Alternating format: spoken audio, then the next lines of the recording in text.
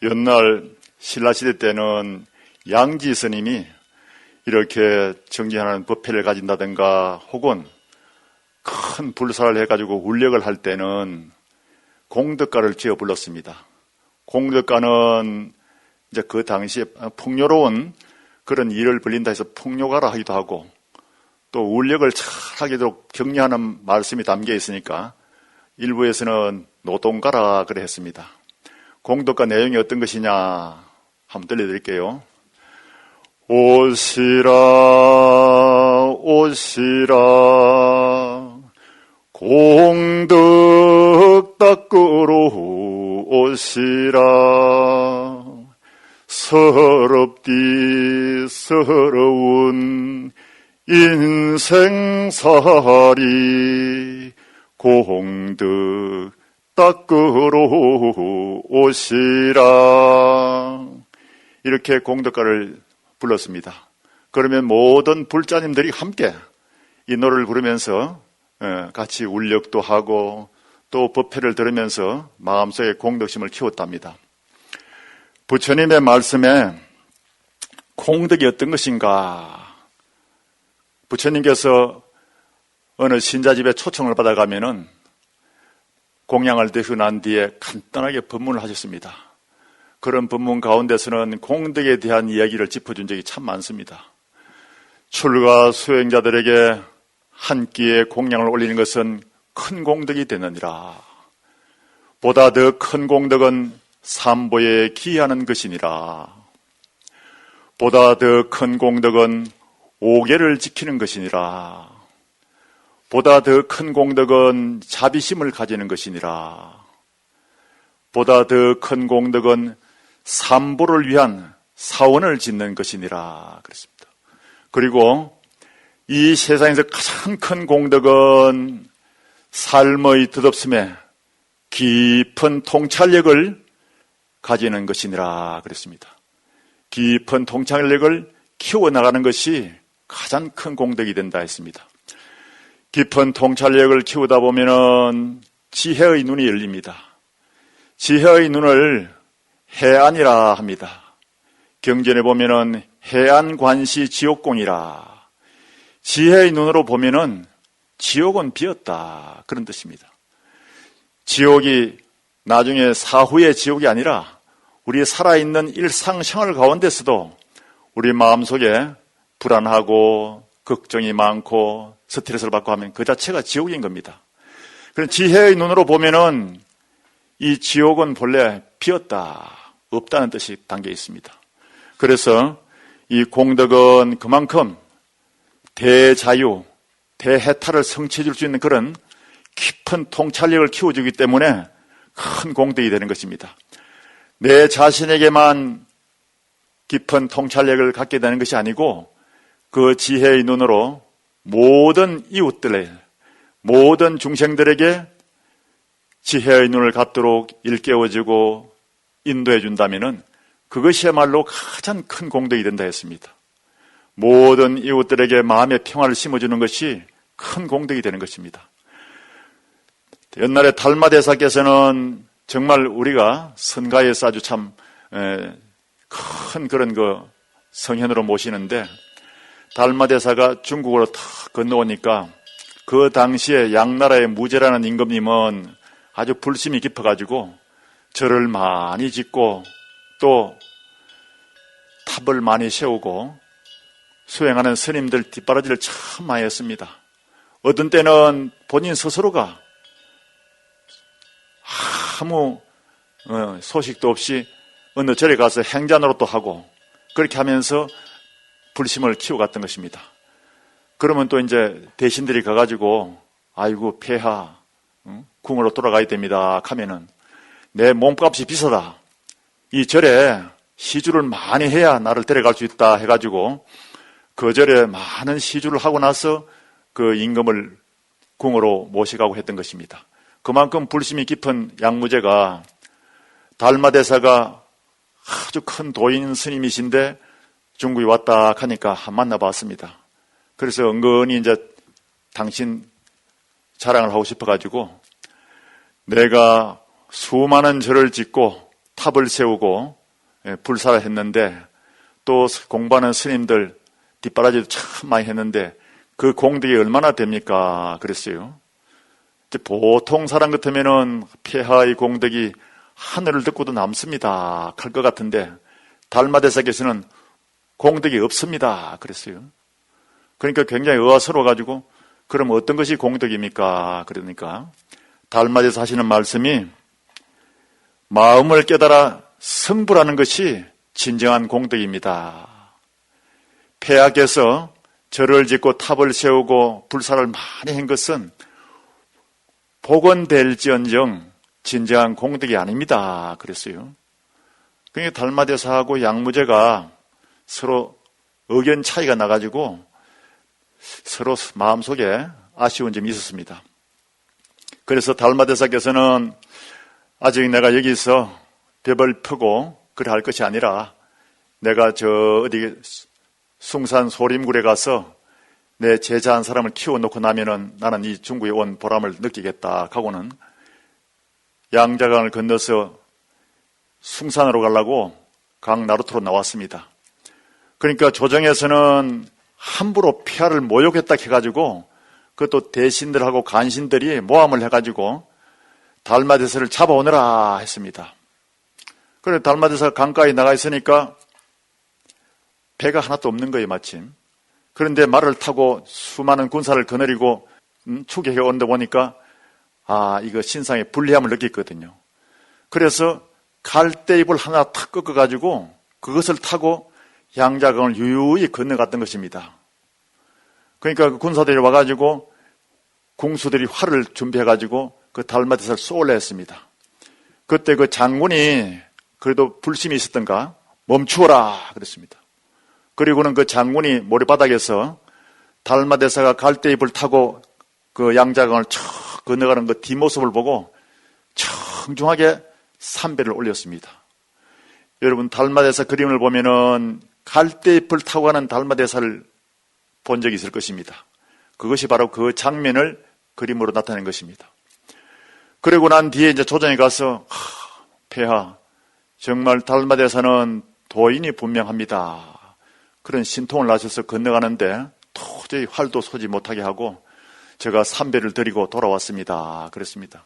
그래 한동안 잠잠했는데 달마대사는 소림사 뒤에 그 산 중턱에 올라가면은 굴이 하나 있는데 지금도 우리나라 스님들이 많이 그 참배를 하고 온답니다. 그 소림굴에 가서 면백 수행을 하면서 하루에 한 끼 공양을 하기 위해서 낮에는 저 아래 마을까지 내려와가지고 탁발을 해가지고 올라가서 공양을 드시고는 9년을 기다렸습니다. 해가 스님을 만날 때까지 9년 동안 연면백하고 있는데 그 양나라 조정에서는 달마대사가 아주 요술을 부리는 사람이고 아주 그 폐하를 모욕했으니까 벌을 내려야 됩니다 해가지고 또 그렇게 막 자꾸 간신들이 하니까 임금도 마지 못해가지고 수락할 수밖에 없었습니다. 그래서 6번이나 사약을 내리게 되었습니다. 그 달마대사는 사약을 받고는 약을 마시고 나서 쓰러져 버렸는데 그 군사들이 죽은 줄 알고 돌아가면은 또 토해버리고 깨어나고 그렇게 해서 5번을 반복했습니다. 그리고 나서 이제 해가 스님을 만나가지고 마음의 눈을 뜨게 하고 법을 전해주고 나서는 나는 이제 중국에 온 인연이 다 되었다. 내가 할 일은 다 했도다 하고는 마지막 6번째 사약을 마시고는 입적을 하셨습니다. 그런데 한참 뒤에 저기 천축국에 사신으로 갔다 온 사람이 보니까 총령이란 큰 고개가 있는데 거기에 달마대사가 집신 한 짝을 울러매고 산을 넘어가는데 만났다는 겁니다. 대사님 어디로 가십니까? 그러니까 이제 그대의 나라와 인연이 다 돼가지고 내 본구로 돌아가는 길이요 하더랍니다. 그래 와서 그 얘기를 고하니까 아니 달마대에서 죽었는지 오래됐는데 그 무덤을 파보라 했습니다. 파보니까 정말 달마대사가 부활을 해갔는지 집신 한 장만 탁 남겨놨더래요. 그래서 달마대사 그림에 보면은 집신 한 짝을 메고 있는 그런 모습도 보입니다. 그것이 그 장면을 그림으로 나타낸 것입니다. 이와 같이 달마대사는 참 큰 성인이고 마음을 깨닫는 이 공부법을 가르쳐준 분인데 양나라에서는 그 사람을 모함해가지고 참 도인을 참 이상하게 사법을 쓰는 요술을 부리는 사람이다 해가지고 사약을 내리고 그렇게 해서 마지막 그 시해를 했으니까 그런 인연 과본지 양나라는 양무제가 나라를 세우고 나서 당대에 멸망하게 됩니다. 그 양무제 아들이 소명태자인데 이 소명태자 아주 총명하고 불심이 있어가지고 금강경을 32분으로 나눠가지고 문단별로 이렇게 분석을 했는데도 그 소명태자도 그 임금의 보위에 오르지 못하고 나라가 망하는 그런 참 과부를 당하게 되었습니다. 우리 스님들이 경전을 공부하지 않다 하더라도 우리 조계종에서는 금강경을 소위 경전으로 생각하고 있습니다. 대성불교에서는 소위 경전을 거의 금강경을 삼고 있습니다. 소위 경전이란 무엇이냐? 수행의 지침서, 인생의 지침서를 소위 경전이라고 합니다. 저 남방불교에서는 아함경을 소위 경전으로 삼고서 수행의 지침서로 쓰고 있습니다.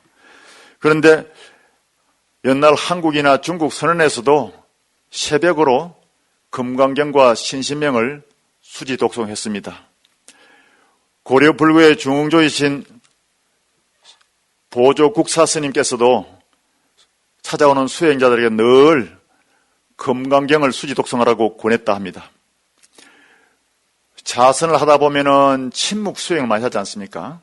침묵 수행을 하다 보면은 우리 마음이 착 깔아지고 몸도 깔아지는데 독송을 하게 되고 소리를 내어서 우리가 이렇게 연불도 하게 되고 예불 할 때 그 예불 독송도 하게 되다 보면은 그 소리에 의해서 우리 몸에 280개의 신경세포가 활발하게 움직인답니다. 그러면 건강도 좋아지기 때문에 옛날 선사 스님들께서도 금강경을 때때로 수지 독송하라 한 게 아닌가 생각이 듭니다.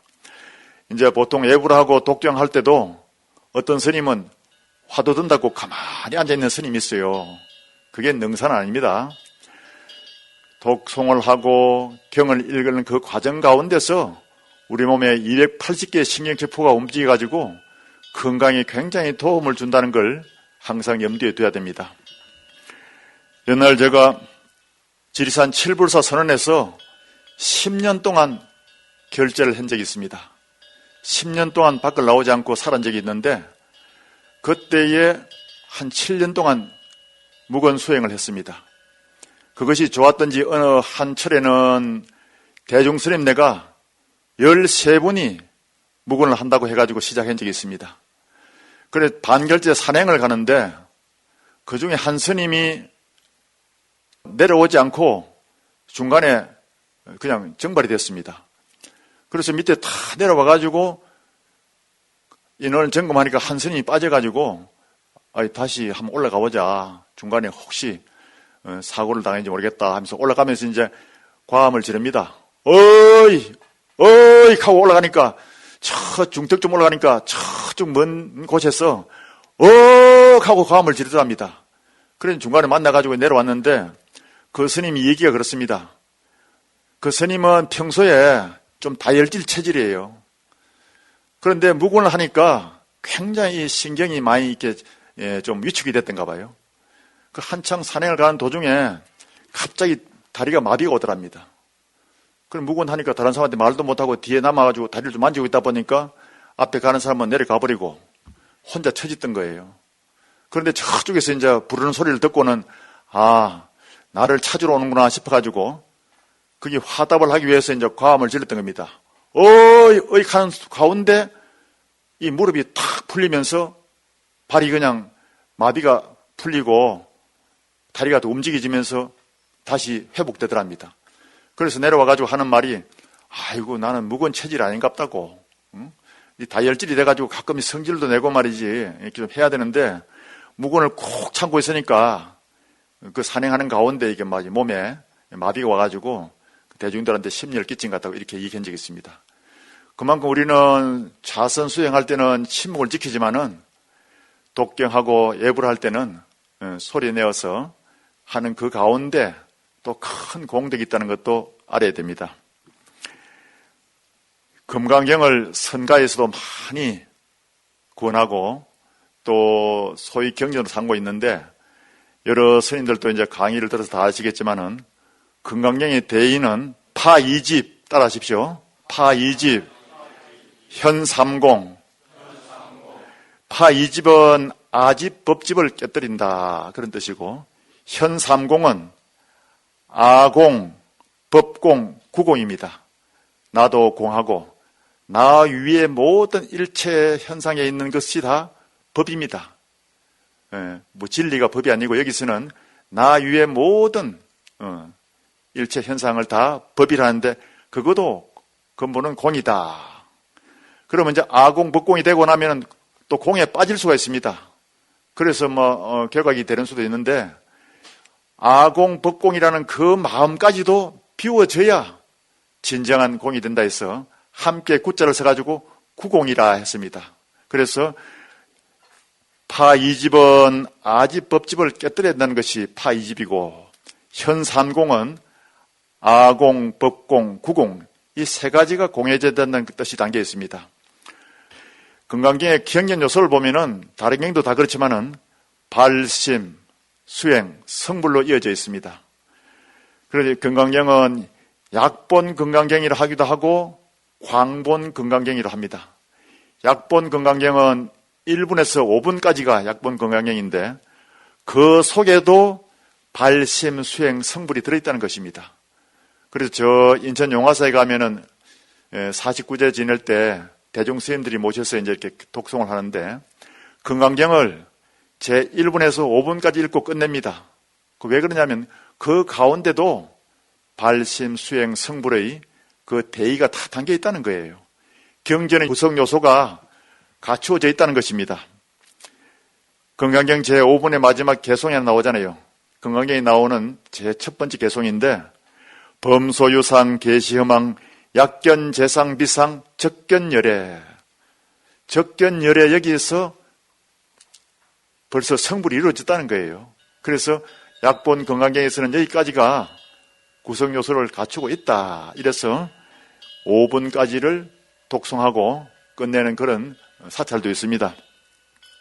광본 금강경은 1분에서 32분까지인데 여기서도 이제 14분에 가면은 뒤에 가서 이제 무량공덕 하는 게 나오는데 거기서도 공덕을 다 갖췄으니까 금강경의 구성 요소가 끝났다 해가지고 어느 절에 가면은 14분까지 독송하고 끝내는 수도 있습니다.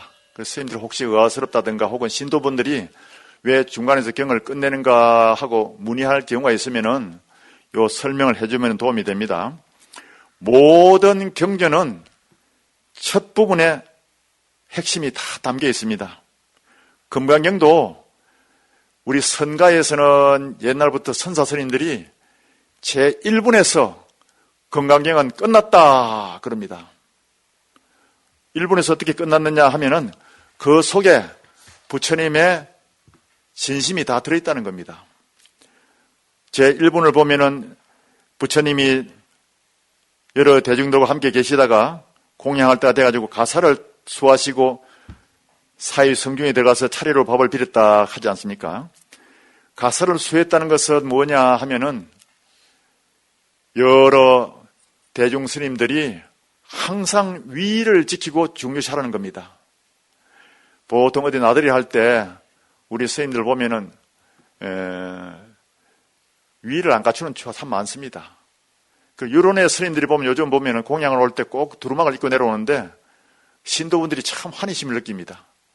여러 스님들도 나중에 어디 갈 때에 최소한 두루마기는 늘 가지고 다녀야 됩니다. 그러면서 두루마기를 입고 다니면은 위기가 서는데 어디 대웅년에 참배하면서도 뭐 바지 저고리 차림으로 가서 그냥 참배하고 이러는 경우가 있고, 또 신도들 인솔해가지고 성지순례 가면서도 뭐 등산화 모자를 쓰고 적삼 입고 그냥 다니는 그런 경우가 있는데, 참 그럴 때는 이 금강경에 보통 평소에 부처님이 가사를 수하고 계시지만은 바깥으로 탁발 나갈 때 대가사를 수했다. 그게 정말 크게 그 경전 서두에 나오는 것이 큰 의미를 담고 우리에게 참 그 무언의 가르침을 주고 있는 것입니다. 여러분께서도 어디 어른 스님을 친견하러 간다든가 혹은 성지 순례 갈 때는 위를 갖춘다는 것을 항상 염두에 두면 본인 스스로에게도 큰 수행에 도움이 되는 것입니다. 그리고 이제 차례로 밥을 비렸다는 것은 위계 질서를 지키라는 겁니다. 안행을 할 때 순서대로 쭉 가듯이 이 우리 비구들이라든가 수행자들은 항상 위계 질서를 지켜가지고 선임자를 존중하고 또 하임자를 서로 이렇게 이끌어주고 하는 그런 모습을 보이라는 거죠. 그리고 발을 씻어서 딱 하는데 인도에 가면 지금도 많은 사람들이 맨발로 다닙니다. 부처님도 맨발로 다니면서 평생을 그렇게 탁발하고 하셨는데, 맨발로 다니다 보면은 발에 먼지가 많이 묻지 않습니까? 그러면 공양을 하시고 난 뒤에 꼭 발을 씻으시고 자리에 앉았다는데, 발을 씻으면은 그 묻은 먼지가 깨끗이 씻기고 나면 본래 깨끗한 발이 드러나지 않습니까? 여기에서 본래 우리의 청정한 마음자리, 청정심을 보여주었다. 그렇게 해석을 합니다. 그리고 이제 자리를 펴고 앉았다 하는 것은 본래 우리의 마음자리가 흔들림 없이 부동하다는 것, 그 모습을 보여줬다는 것입니다. 우리의 마음은 본래 청정하고 흔들림 없이 부동하고 나고 죽음 없이 영원하고 지혜와 덕성이 부족한 우리의 근본 성품의 마음자리입니다. 그것을 제1분에서 다 보여줬다는 것입니다.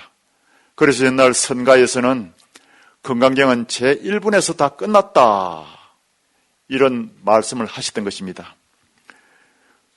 금강경은 여시아문으로 시작해가지고 신수봉행으로 끝납니다.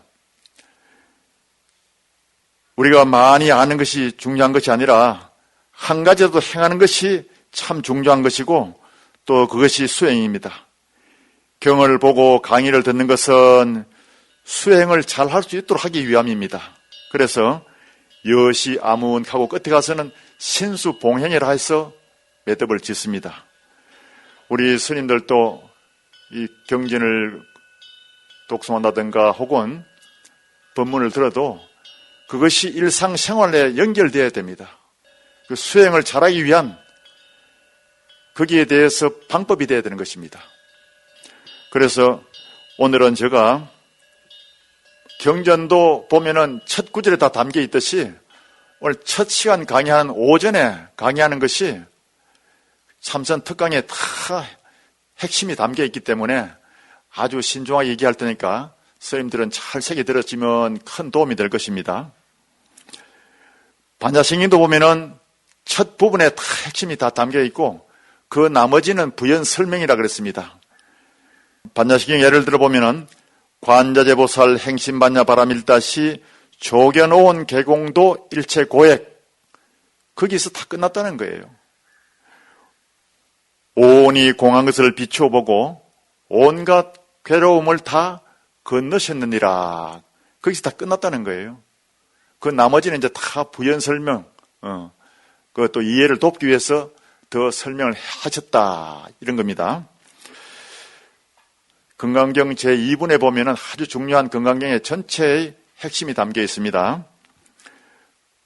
이제 부처님이 공양을 하고 와가지고 탁 발을 씻고 앉아서 공양을 드시고 난 뒤에 자리를 펴고 앉으니까 그때 장로 수보리가 본인은 다 알고 있겠지만은 전체 대중을 위해서 질문을 합니다.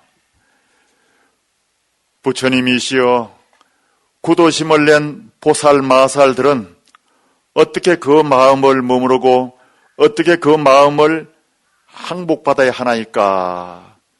이것이 아주 중요한 금강경의 핵심이고 여기에 대한 답이 금강경 전체의 내용이다 보면 틀림없습니다. 어떻게 그 마음을 머무르고 하는 것은 어떻게 마음을 유지해야 되며 어떻게 그 마음을 항복받아야 하나이까 하는 것은 어떻게 우리 마음을 다스리고 조복을 받아야 됩니까 하는 그런 뜻이에요. 이제 현장 스님이 금강경을 번역한 거 보면은 좀 더 세밀하게 번역했는데 주수 황복 이렇게 나옵니다. 구마라집 스님은 어떻게 머무르고 어떻게 항복받아야 되니까 이 두 가지로 했는데 현장 스님은 좀 더 전체로 아주 보면은 분석해 보면은 아주 세밀하게 했는데 여러분 따라해 보십시오. 주수 항복. 어떻게 주하고 어떻게 닦고 어떻게 항복받아야 되느냐 그 세 가지입니다. 이게 아주 금강경의 핵심이고 거기에 대한 답이 전체의 핵심이 되는 것입니다. 부처님께서 답을 하시기를 수보리 존자를 칭찬하고 나서 구도심을 낸 보살 즉 수행자들은 모든 중생을 구제하겠다는 원을 세우고 정진해야 한다. 그리고 그 원이 이루어졌다 하더라도 내가 한 중생도 구제했다고 생각해서는 안 된다. 만약 그런 생각을 낸다면은 상에 빠진 것이기 때문에 보살이라 할 수 없다 그랬습니다. 왜 그렇게 말씀하셨는가 하면은 부처님의 차원에서 보면은 우리는 한치의 오차도 없이 조금도 모자람이 없이 우리의 근본 마음자리에서 본래 다 갖추어 있기 때문에 그렇게 말씀하신 것입니다. 팔만대장의 핵심이 뭐냐 하면은 심본정, 망봉공, 무심제일, 무심합도 이것이 팔만장경의 핵심이고 이 속에 부처님의 가르침이 다 들어있다 했습니다. 무슨 뜻인고 하면은 심본정, 우리의 마음은 본래 청정하고 망봉공, 망상은 본래 없다, 비었다 이런 뜻이에요. 무심제일, 마음을 비우는 것이 제일이고 마음을 비우고 무심합도, 비우고 나면은 진리와 일치한다 그런 뜻이 담겨 있어요. 우리 마음을 호수에 비유합니다. 호수에 바람이 자고 나면은 물이 고요해가지고 주위의 삼라만상 모두가 다 고요한 호수에 비칩니다. 그래서 고요한 호수를 명경지수라고 합니다. 그런데 여기에 파도가 일어나가지고 바람이 일면은 우리가 마치 우리 마음 고요한 곳에서 한 생각을 일으키는 것 같은 거예요. 한 생각을 일으켜가지고 분별 망상을 내게 되면은 이 번뇌 망상이 본래의 모습을 다 흩어버리고 놓쳐버린다는 겁니다.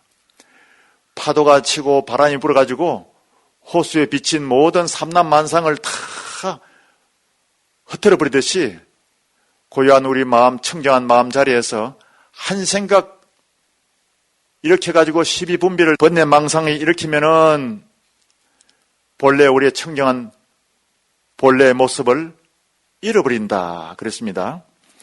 그래서 육조대사는 금강경을 해석하기를 본래 심을 잃어버린 중생의 마음이 산란해가지고 그 창호지를 발랐는데 문 구멍이 뚫어지면 햇살이 비쳐 들어옵니다.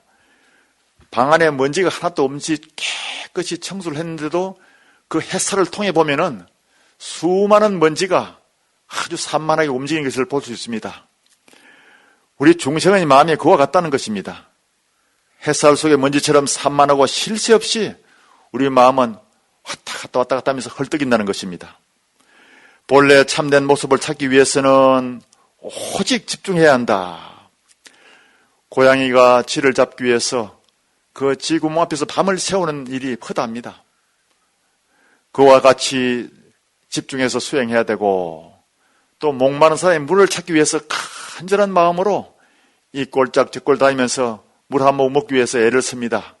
그런 마음으로 간절하게 수행 정진을 해야 된다 했습니다. 그래서 오직 간절한 마음으로 일념으로 들어가야 된다. 그래서 중국의 눈맑은 선지식들이 화두법을 개발한 것입니다. 깊은 통찰력으로 보니까 이 수행의 지름길은 오직 일념으로 파고 들어가야 된다. 그래가지고 화두를 창언했습니다.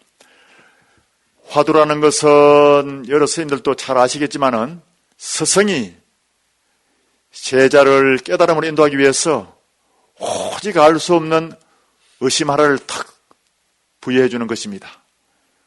의심 하나를 던지면은 그 의심을 참고정리하면서 오직 일념으로 참고하다 보면은 마침내 눈이 확 밝아지는 그런 때가 온다는 것입니다. 그래서 이 화두법은 틀림없는 수행의 지름길이고 또 이 공부를 하게 되면은 틀림없다. 그래가지고 공안이라 합니다. 공안이라는 것은 중국의 관공서에 공문서를 공안이라 합니다. 공문서는 나라에서 인정하기 때문에 틀림없다. 그렇게 확신을 심어주는 것처럼 이 화두는 공안이라 하듯이 틀림없이 성취할 수 있다. 이런 믿음을 준 것입니다. 그런데 여러분, 화두가 지름길을 해도 수행을 해보면 그렇게 쉽지는 않잖아요. 아무리 지름길을 하고 참선이 제일 빠르다 해도 전생에 닦은 선근이 부족하면은 결코 쉬운 일이 아닙니다.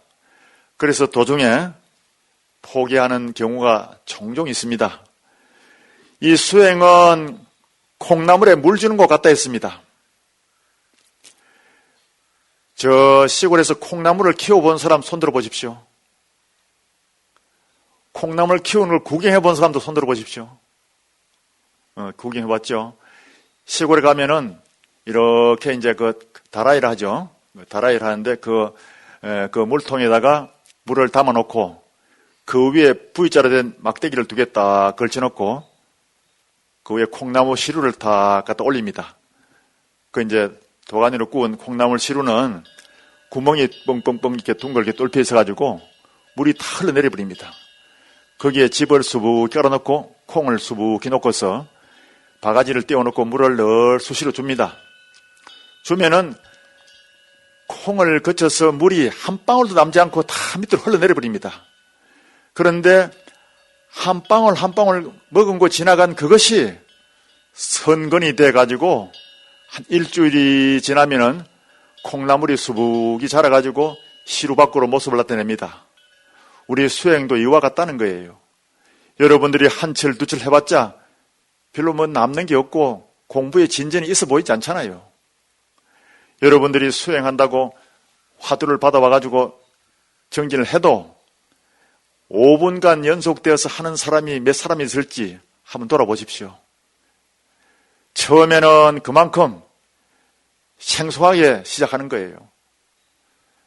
그런데 한철 두철 살다 보면은 그것이 선근이 돼가지고 어느 때 콩나물이 수북이 밖으로 나오듯이 한철 두철 계속 열심히 정진하고 수행 우리 마음속에 다짐이 자꾸 쌓이면은 언젠가 수행의 결실을 맺고 꽃을 피우게 되는 것입니다.